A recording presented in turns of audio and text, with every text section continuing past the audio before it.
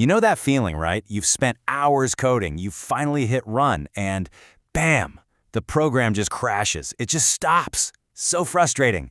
Well, what if I told you there's a way to build a safety net right into your code?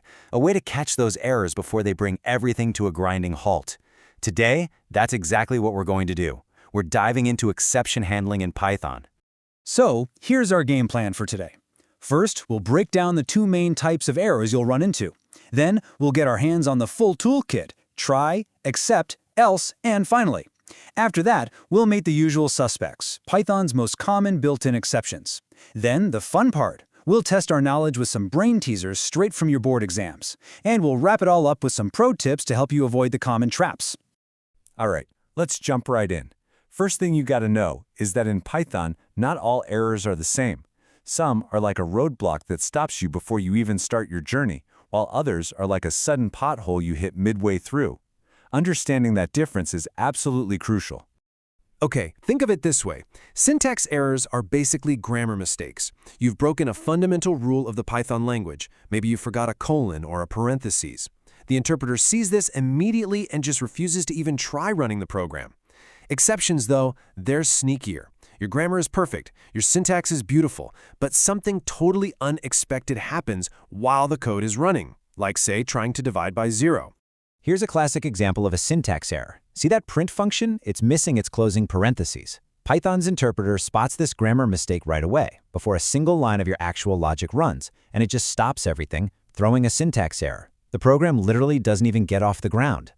Now take a look at this code. Every line is syntactically perfect, the grammar is flawless, but when we actually run it, we can still hit these runtime errors, or what we call exceptions. Trying to divide by 0, that's a zero division error. Trying to use a variable you never created, that's a name error. The program starts, but it crashes halfway through. And this right here is precisely why we need exception handling. So how do we deal with these unexpected runtime problems? Well, Python gives us this incredibly powerful 4-part structure to handle them without crashing. The try, except, else, finally block. I want you to imagine a high-wire acrobat. The dangerous code, the part that might fail, that goes inside the try block. That's our acrobat taking a walk on the tightrope. Now the except block, that's the safety net. It's just waiting there, ready to catch the acrobat if they stumble. The else block, that's for the celebration at the end of a successful walk. It only runs if the acrobat makes it all the way across without a single problem. And finally, that's the acrobat taking a bow. It happens every single time, whether they made it across or fell into the net. Let's trace the flow here. First, Python tries to run everything inside the try block. If an error pops up, it immediately stops what it's doing in try and jumps down to find a matching except block. It completely skips the else block in this case. But what if everything in the try block goes perfectly? Well, then the else block gets its moment to shine. And no matter what happens, error or no error, that finally block is guaranteed to run at the end. It is the one absolute constant. Okay, so we've got the toolkit. Now let's meet the specific errors we're actually going to be catching. These are the big ones, the common exceptions you will almost certainly see on your board exams. All right, let's do a quick fire round. Zero division error. Well, that one's pretty obvious. Value error happens when a value is just wrong for an operation, like trying to run int hello. Index error is when you try to grab an item from a list that doesn't exist, like asking for the 10th item in a list that only has 5.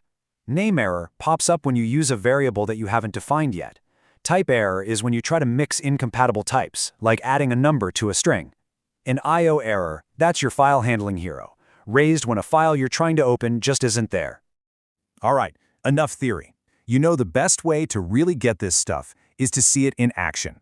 So let's tackle a few questions that are modeled directly on what you'd find in previous year's board exam papers. Okay, brain teaser number 1. Let's walk through this. N is the string 5. The try block attempts to print word plus n. Now, is that going to cause an error? Nope. That's just string concatenation, so it prints word 5, followed by a hash symbol. Because no error happened, we completely skipped the except block. But what about finally? It always runs, so over gets printed on the next line. Final answer, word 5 hash over. Let's try another. What if the user types in 0? Well, the input is converted to an integer just fine. But then, inside the try block, we attempt 10 divided by 0. Uh-oh, that's a textbook zero division error. So the program immediately jumps to the except block and prints error. But we're not finished, are we? The finally block has to run, so complete gets printed right after. Okay, another scenario. This time, the user enters the word 10. What happens? The try block tries to execute int 10. Can Python turn that string into a number? Absolutely not. So that raises a value error. The program immediately finds the except value error block that's waiting for it, prints invalid, and because an error occurred, that else block is completely ignored. Now, this one's a great example of a happy path run. The try block just prints start. Is there any error there? Nope. So we ignore the except block. But since the try block finished successfully, the else block gets to run. It prints success. And then, like always, our reliable friend, the finally block, runs last, printing finish.